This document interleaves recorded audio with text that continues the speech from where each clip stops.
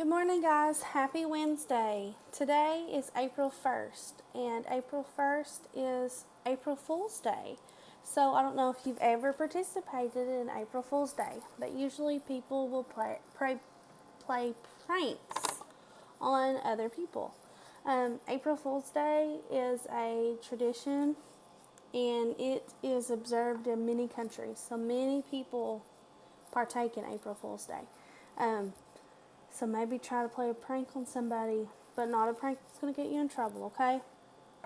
Today for our math lesson, we are going to be doing we're still on topic 12, and we are on lesson 12-2. Your I can statement for this morning is I can indirectly compare objects by length. Now all that means is that I can compare two objects that may not be side by side. So you should have already done the solve and share, where you have compared two objects that are not side by side, and you should have already watched the visual learning bridge. But I'm just going to go over just a little bit of the visual learning bridge.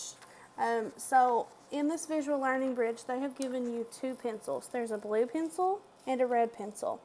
These pencils are not on top of each other, so it's not as easy to see which one is shorter and which one is longer.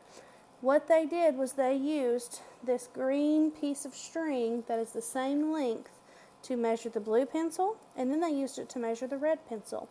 So they can look at that piece of string and they can see, well, the blue pencil is shorter than the string and the red pencil is longer than that string. So that must mean that the red pencil is longer than the blue pencil.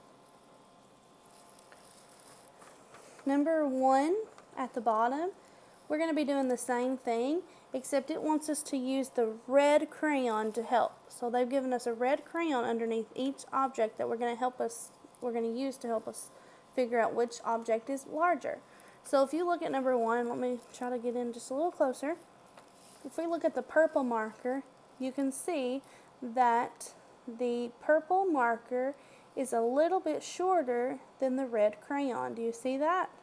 The red crayon keeps going, the tip of it keeps going a little bit past the end of that purple marker. And then the green crayon is the opposite. It keeps going. After the red crayon stops, the green crayon keeps going.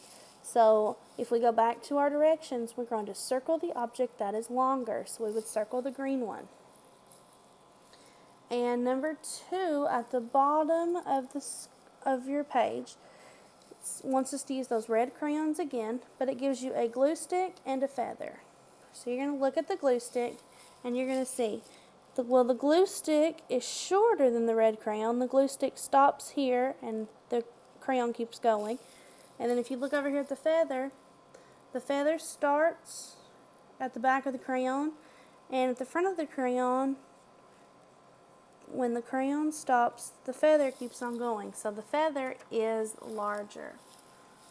Okay, so you're going to be doing problems just like that, except over here, it wants you to use the orange string to help you.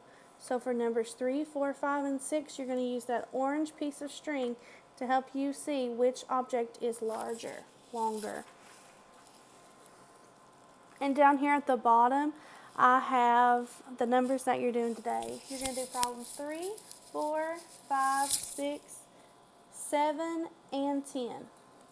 Again, you're going to do problems 3, 4, 5, 6, 7, and 10. If you have any questions, please make sure you email or message me on Remind.